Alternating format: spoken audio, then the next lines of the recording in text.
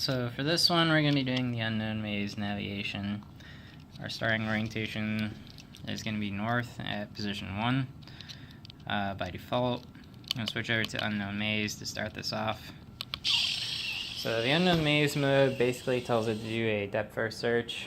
We're going to search each of the squares, and each square we're going to stop and basically check, is there a wall there? If there is a wall, then we're going to not update the cells that we have stored. Initially, we assume that every grid has a wall around it.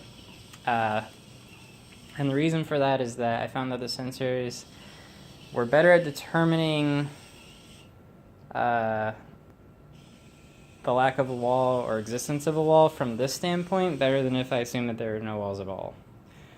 Just generally get less errors that way. So the depth first search itself does a northeast, southwest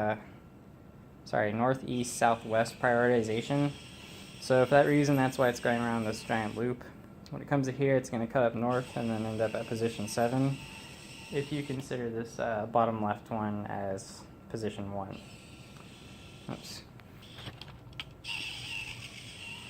Sometimes the sensors do get an error like that where, for example, when it gets that close, it's just supposed to cut off and not continue forward. But the sensors, aren't perfect, so sometimes we get errors like that.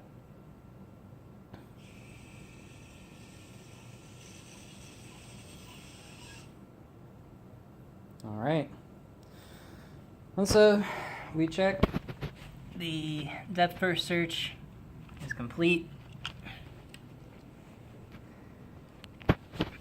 Move it back to our original position.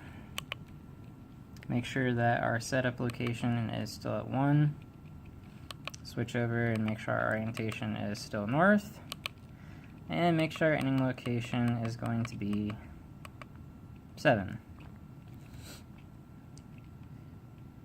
Once we have those set, we go over the known maze and select 0. 0 is where we're going to store all of our data for the DFS traversal.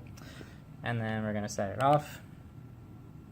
It does the calculation for the wave algorithm. The wavefront was basically what I did for the shortest path for the previous ones and kept it going for this.